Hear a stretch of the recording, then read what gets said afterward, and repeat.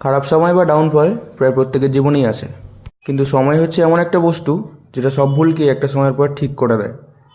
Radhe Radhe viewers, আমি রবিন। সকাল সকাল চলেছিলাম আমতার পথে।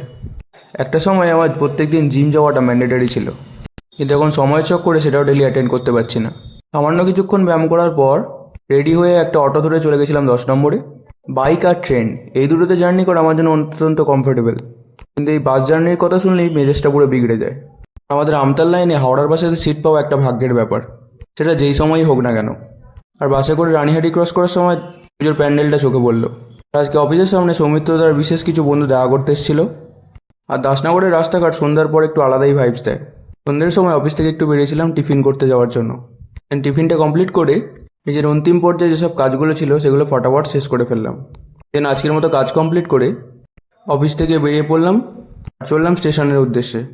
যেসব জায়গাগুলো সবসময় ভিড়ভাট্টা আর ক্রাউডে ভরা থাকে, রাত 9টার পর সেই জায়গাটাই কতটা শান্ত আর জনপ্রাণীহীন হয়ে যায়। যাই হোক, তো অবশ্যই ট্রেনে উঠে বসলাম।